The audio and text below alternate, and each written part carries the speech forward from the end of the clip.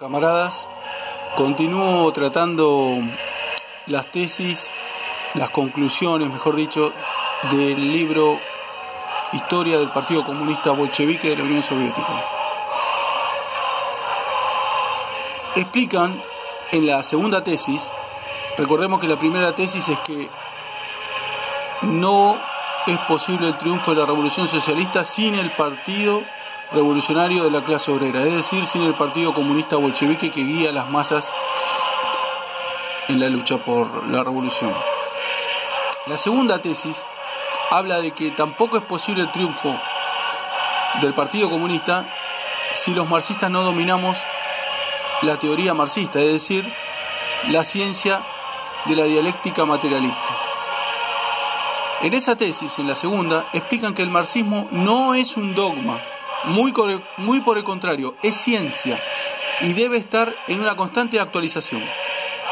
Da concretamente dos ejemplos históricos en los cuales Lenin, en su época, el imperialismo, actualiza las tesis formuladas por Marx y Engels en el pasado, en la época pre-imperialista. La primera tesis que actualiza Lenin era que la revolución socialista debía ser simultánea en varios países avanzados. Marx y Engels formularon la tesis de que no era posible el triunfo en un solo país de la revolución socialista, y menos aún si ese país es atrasado como Rusia, ¿no? Si Lenin se hubiera aferrado a esta tesis, los bolcheviques jamás hubieran tomado el poder.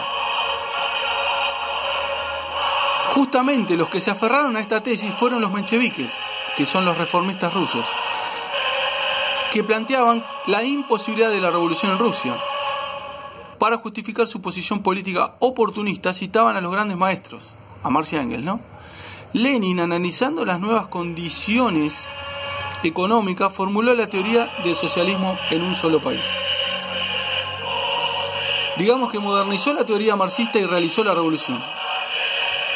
La segunda tesis era la forma del gobierno por la cual los marxistas debíamos luchar. Para Marx y Engels, dicha forma de gobierno era la República Democrática. Lenin, al ver surgir los soviets en 1905 en Rusia, actualizó nuevamente la teoría marxista planteando que dichos órganos populares eran más democráticos que la más democrática de las repúblicas burguesas. Nuevamente los mencheviques se opusieron. Luego de la toma del poder por los bolcheviques, luchaban contra el gobierno soviético, contra los soviets de diputados obreros, campesinos y soldados. Hacían la contrarrevolución en nombre del marxismo.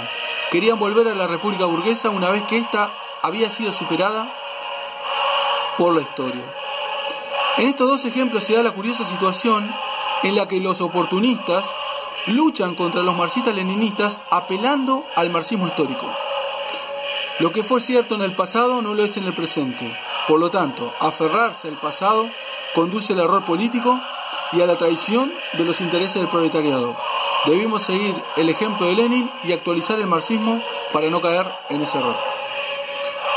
Aprovecho, camaradas, los invito a todos al grupo de Telegram